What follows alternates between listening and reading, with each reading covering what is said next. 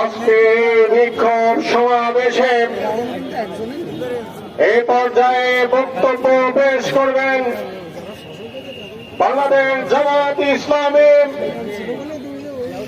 ঝিনাইদহ জেলা শাখার সম্মানিত জেলা আমির কেন্দ্রীয় মজলিসের সভার অন্যতম সদস্য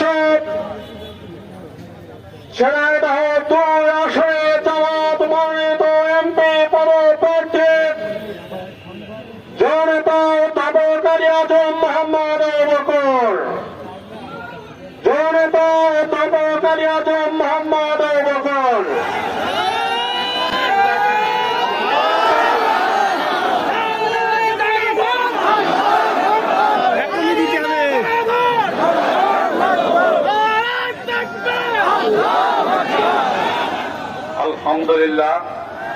আলহামদুলিল্লাহ রাব্বিল আলামিন ওয়াসসালাতু ওয়াসসালামু আলা সাইয়্যিদিল মুরসালিন ওয়া আলা আলিহি ওয়া সাহবিহি আজমাইন।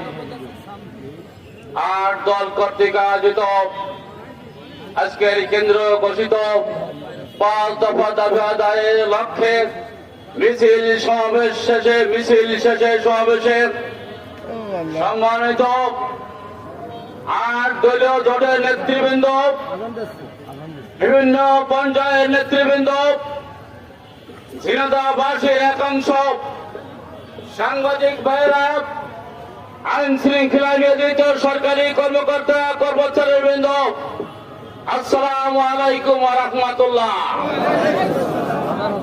সম্মানিত ভাইসব, জুলাই সনদের আইনি ভিত্তি অর্জনের লক্ষ্যে নভেম্বরে গণভোট সহ 5 দফা দাবি আদায়ের লক্ষ্যে আমাদের কর্মসূচি চলমান রয়েছে।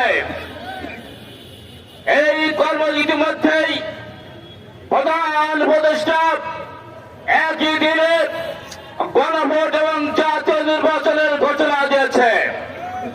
জাতি ঘৃণা ভরে ও একই দিনে 2 ভোট প্রত্যাখ্যান করেছে।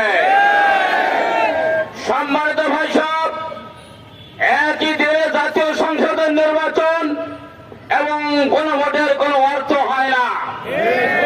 জাতির সাথে একটা প্রতারণা। আমরা মনে করি ডক্টর ইউনূস সরকারকে দেশি